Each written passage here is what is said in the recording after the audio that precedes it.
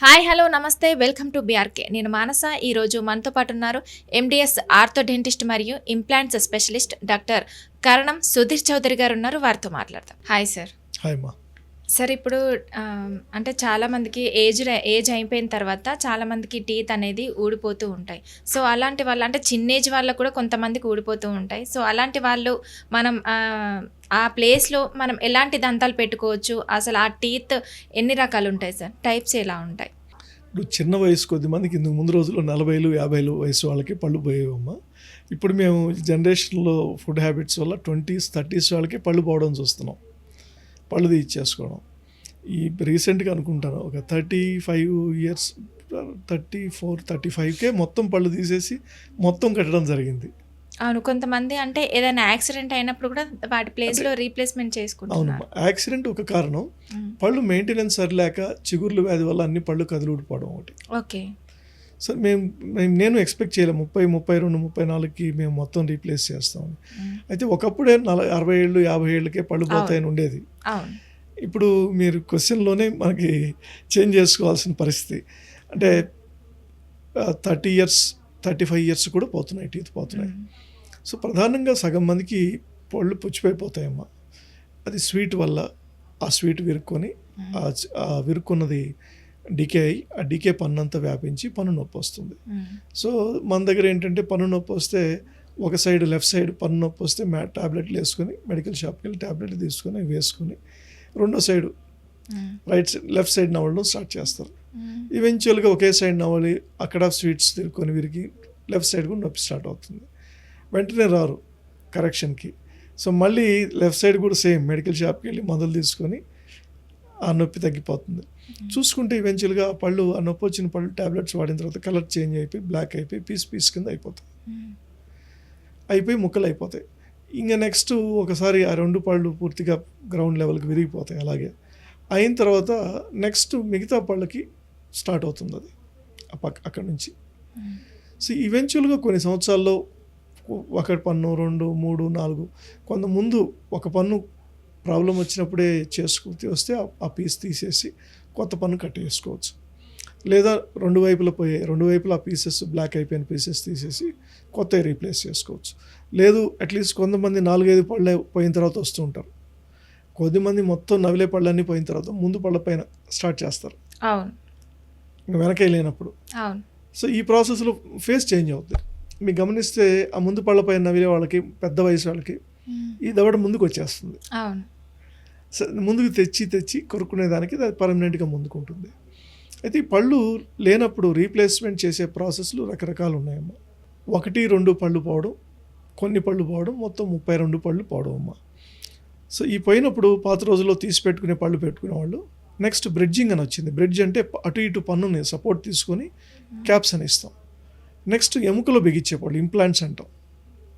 So ఆ implants బోన్లోనే fix చేసే ప్రక్రియని ఇంప్లాంట్స్ అంటాం. ఓకే. సో ఇప్పుడు ఎక్కువగా ఇవి తీసి పెట్టుకునే పళ్ళే ఆల్మోస్ట్ చేయట్లేదు. అంటే ఎక్కడో ఇంకా రేర్ చేయడం, 10,000 వేలల్లో ఒకరికి చేస్తున్నాం. ఇంక తప్పదు, వీళ్ళకి ఎట్టి పరిస్థితుల్లో ఏమీ చేయలేం అనుకున్న కేసెస్ మాత్రమే చేస్తున్నాం. బ్రిడ్జింగ్ అనేది నెక్స్ట్ ఆల్మోస్ట్ 50-60 ఇయర్స్ నుంచి బ్రిడ్జింగ్ అనేది వచ్చింది. ఆల్మోస్ట్ 1950 అంటే ఇప్పుడు 75 ఇయర్స్ నుంచి చేస్తున్నాం. అంటే పక్క పళ్ళను సపోర్ట్ తీసుకొని వాటి ఆధారంగా పళ్ళు కట్టేది. ఓకే. ఆ బ్రిడ్జెస్ మొదట్లో బంగారంతో చేసేవాళ్ళు, తర్వాత క్రోమ్ కోబాల్ట్ అని వచ్చింది, దాని తర్వాత సెరమిక్ అని వచ్చింది, లేటెస్ట్గా జెర్కోనియా అని వచ్చింది. జెర్కోనియా అంటే మన పన్ను కలర్లోనే ఉంటుంది, మన పన్ను కంటే విపరీతమైన స్ట్రాంగు అండ్ 100% టిష్యూ ఫ్రెండ్లీ. ఎలాంటి చిగురును కానీ పక్కనుండే ఎముకను కానీ ఏమాత్రం ఇరిటేట్ చేయవు. సో నెక్స్ట్ దీని తర్వాత ఈ ఇంప్లాంట్స్ అంటే బోన్లోనే పళ్ళు ఫిక్స్ చేసే విధానాన్ని ఇంప్లాంట్స్ అంటాం. ఓకే. సో ఈ ఇంప్లాంట్స్ అనేది మీ ఒరిజినల్ టీత్ లాగే ఉంటుంది. అంటే మన implant is 8 times stronger then natural tooth. Okay. So ఆ ఇంప్లాంట్స్ బోన్లో ఫిక్స్ చేసి దానిపైన పన్ను ఇస్తాం. సో 1 లేకపోయినా 2 లేకపోయినా 3 లేకపోయినా మొత్తం 32 లేకపోయినా ఇంప్లాంట్స్ చేస్తాం. ఓకే. అంటే ఇప్పుడు ఒకవేళ చిన్న ఏజ్లో 30-35 ఇయర్స్లో అలా చేసుకున్నారనుకోండి, అంటే ఏజ్ పడిన కొద్దీ అది మళ్ళీ ఊడిపోవడం ఏమైనా జరుగుతుందా? అంటే ఇప్పుడు 2 రకాలమ్మా. మొత్తం ఇంప్లాంట్స్ 35 ఏళ్ళకి చేసినవి ఉన్నాయి. అయితే ఇన్స్ట్రక్షన్లు ఫాలో చేసుకుని జాగ్రత్తగా మెయింటైన్ చేసుకుంటే, అంటే ఇన్స్ట్రక్షన్లు అంటే సరిగా ఆహారం విరుక్కోకుండా క్లీన్ చేసుకోవడం, 6 మంత్స్కి ఒకసారి స్కేలింగ్ చేసుకొని మంచి ఇంప్లాంట్స్ క్వాలిటీలు, ఇంప్లాంట్లో చాలా క్వాలిటీలు ఉన్నాయి. అదేవిధంగా పైన పెట్టే క్యాప్లో చాలా క్వాలిటీలు ఉన్నాయి. అంటే మంచి క్వాలిటీ అంటే ఏంటి అంటే, మీరు ఒక షర్టు ఒక క్లాత్ తీసుకున్నారనుకోండి, మనకి తక్కువ కాస్ట్లో దొరికేవి ఆ కలర్ ఫేడ్ అవ్వడం జరుగుతుంది కొంతకాలం.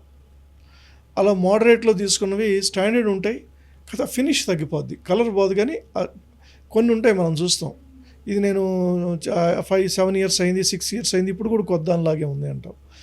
అంటే కొన్ని బ్రాండెడ్ ఉండేవి. అలాగే ఇంప్లాంట్స్లో కూడా వరల్డ్లో ఒక 500 కంపెనీలు ఉన్నాయమ్మా. వరల్డ్లో ఫస్ట్ 2-3 కంపెనీస్ యూఎస్లో ఉన్నాయి.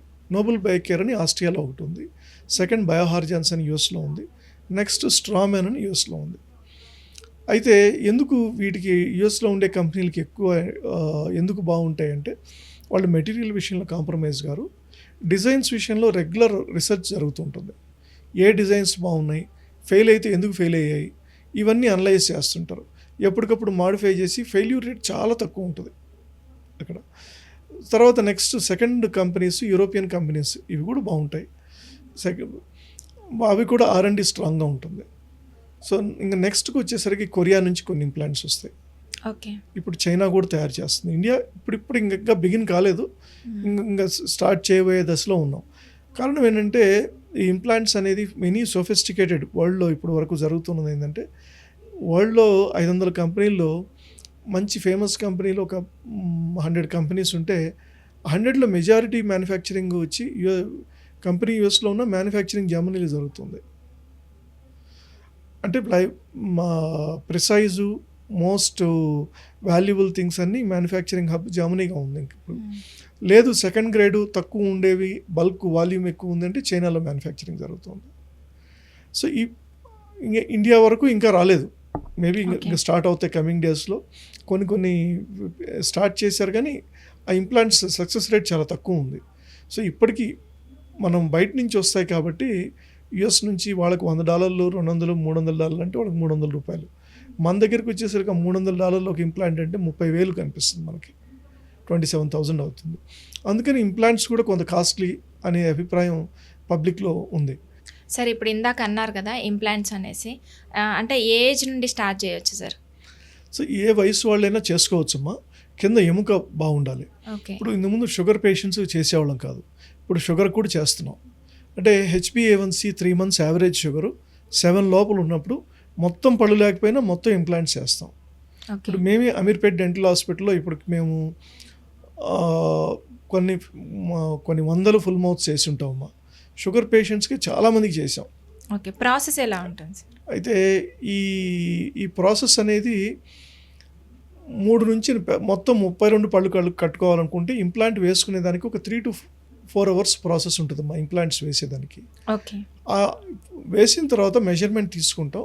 మెజర్మెంట్ తీసుకున్న తర్వాత ల్యాబ్ సైడ్ టీత్ తయారు చేస్తాం. సో తయారు చేసిన తర్వాత ఫిక్స్ చేసేదానికి ఒక 1 hour ఉంటుంది. ఇది ఏ వయసు వాళ్ళైనా చేసుకోవచ్చు, 20, 30 కాదు, 70. మేము హైయెస్ట్ ఇంప్లాంట్స్ చేసిన వాళ్ళ వయసు 84 సంవత్సరాలు, మొత్తం 32 చేసింది. అయితే ఆమె అయిన తర్వాత కూడా 10 years బతికారు. అంటే వాట్ ఐ మీన్, ఆమె వచ్చినప్పుడు కర్ర పట్టుకొని అలా ఒక సపోర్టివ్గా వచ్చారు, ఈ స్టిక్ పట్టుకొని వచ్చారు. అలాంటి తర్వాత స్టిక్ లేదు అంటే మనిషి తినడం, యాక్టివ్ అవ్వడం స్టార్ట్ అవుతారు. ఇది అయిన తర్వాత నెక్స్ట్ వాళ్ళలో కూడా ఉత్సాహం వస్తుంది, మాకు లైఫ్ అయిపోలేదు. పళ్ళ సెట్ ఉందనుకోండి, అది తీసేసినప్పుడు అద్దంలో వాళ్ళు చూసుకోలేరు. చిన్నపిల్లలు బోసినవి ఎలా ఉంటుంది, మొత్తం అంతా లోపలికి వెళ్ళిపోయి ఫేస్ అలా కనిపిస్తుంది, మా లైఫ్ అయిపోయింది అన్న ఫీలింగ్ వస్తుంది. అయితే 50 ఏళ్ళకి 60 ఏళ్ళకి పళ్ళు పోయినప్పుడు వాళ్ళు ఆ స్టేట్ వచ్చినప్పుడు ఇంకా లైఫ్ పట్ల ఇంట్రెస్ట్ పోద్ది. మేము గమనించింది ఏంటంటే, ఇంప్లాంట్స్ చేసుకున్న వాళ్ళందరూ తర్వాత వాళ్ళ షర్టు, వాళ్ళ డ్రెస్సింగ్ కూడా మారిపోయింది, టీషర్ట్స్కి రావడం, వాళ్ళు యంగ్ కింద ఫీల్ అవుతారు.